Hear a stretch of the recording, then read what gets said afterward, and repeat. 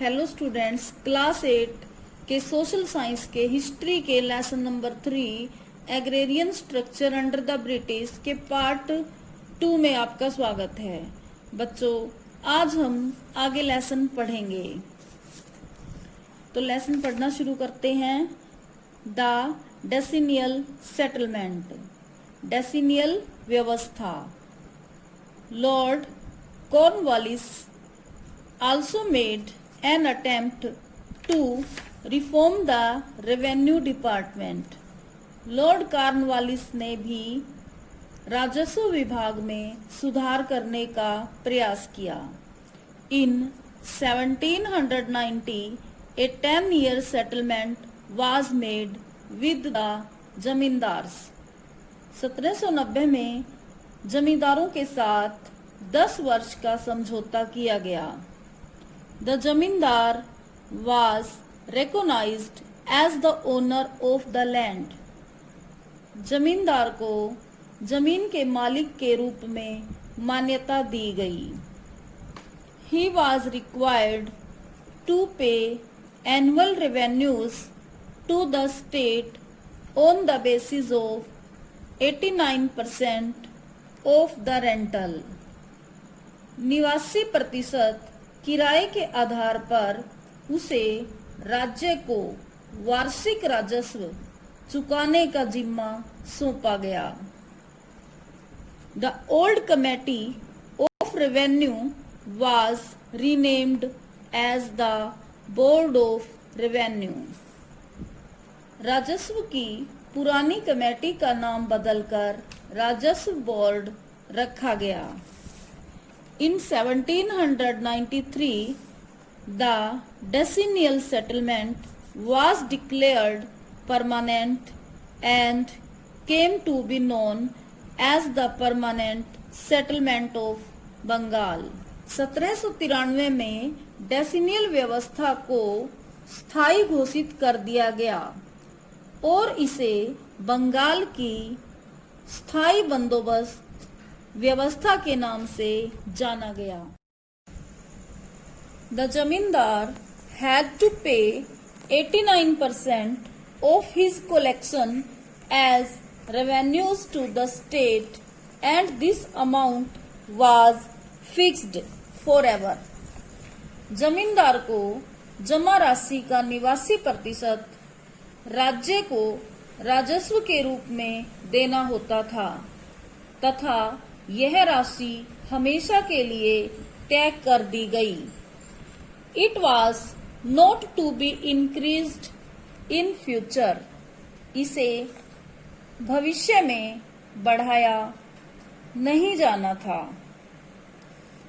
The zamindar could keep 11% of the collection as his own share.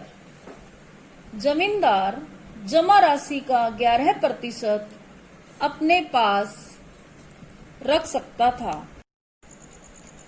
It was assumed that this settlement would ensure a fixed and permanent income for the state irrespective of the produce. ऐसा माना गया कि यह व्यवस्था उत्पादन से परे राज्य के लिए तय और स्थायी आमदनी सुनिश्चित करेगी।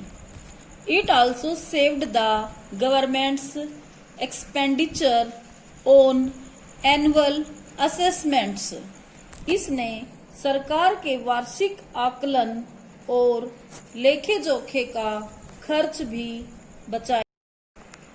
The British also felt that this settlement would increase agricultural production and thus make the zamindars more rich.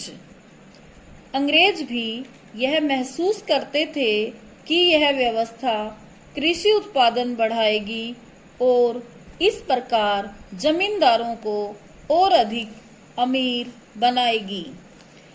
As the state demand of revenue was fixed, the zamindar would invest more on his land to make it fertile to increase production and to earn more profits.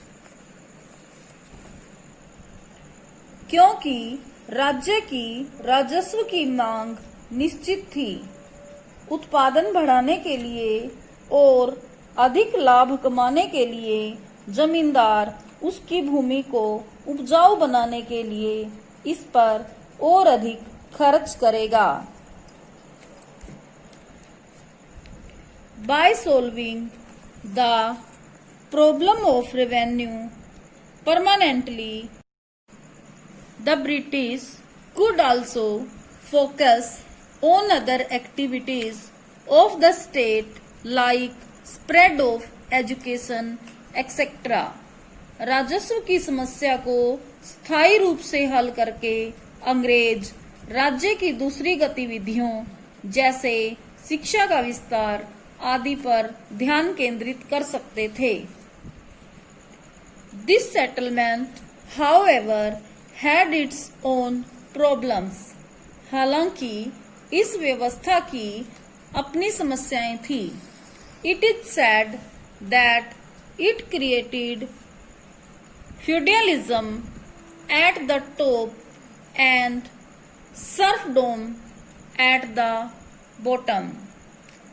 ऐसा कहा जाता है कि इसने सबसे ऊपर सामंतवाद और सबसे नीचे कृषक दास की व्यवस्था कायम कर दी। It proved to be a financial disaster for the company. Company के लिए यह वित्तीय आपदा सिद्ध हुई। An increase in production was of no benefit to the company as it could not increase its share of revenue that was permanently fixed. उत्पादन में बढ़ोतरी का कंपनी को कोई फायदा नहीं हुआ क्योंकि यह अपने राजस्व का भाग नहीं बढ़ा सकती थी जो स्थायी रूप से तय था। The zamindars on the other hand got richer and richer. दूसरी ओर जमींदार और अधिक अमीर होते चले गए। In conditions of famines or failure of monsoons, the zamindars failed to pay the state's share of revenue. अकाल की परिस्थितियों में अथवा मानसून के न आने पर जमींदार राज्य का राजस्व का हिस्सा अदा करने में असफल रहते थे। The state demand was very high and the company officials oppressed the zamindars. राज्य की मांग बहुत अधिक थी तथा कंपनी के अफसर जमींदारों पर दबाव डालते थे। They were deprived of their lands which were sold by auctions to other zamindars. उन्हें उनकी जमीनों से बेदखल कर दिया गया जो बोली लगाकर दूसरे जमींदारों को बेच दी गई। It was the peasants who suffered the most from this system. इस व्यवस्था का सबसे बुरा असर किसानों पर पड़ा। They were totally dependent on the zamindars for their living. अपने जीवन यापन के लिए वे पूरी तरह जमींदारों पर आश्रित थे। Their property rights were surrendered with the जमींदार। उनके संपत्ति के अधिकार जमींदार को समर्पित हो गए। Crop or not crop, they had to pay the rent or were deprived of the land they had cultivated for generations. फसल हो या न हो उन्हें किराया देना होता था। अथवा उनकी पुश्तैनी जमीन जिस पर वे पीढ़ियों से खेती करते थे उनसे छीन ली जाती थी। The position of the peasant became equivalent to a serf. किसान की स्थिति कृषक दास के समान हो गई। The permanent settlements were made in Bengal, Bihar, Orissa, some parts of UP and North Karnataka.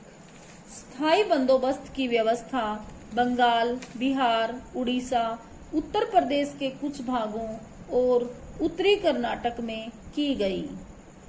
They covered 19% of the total area of British India. उनमें British Bharat का 19% अक्षेत्र आता था। बच्चों, आज हमने डेसिनियल व्यवस्था के बारे में पढ़ा। आशा है आपको अच्छे से समझ आ गया होगा। आज के लिए इतना ही करते हैं। Thank you. Have a nice day.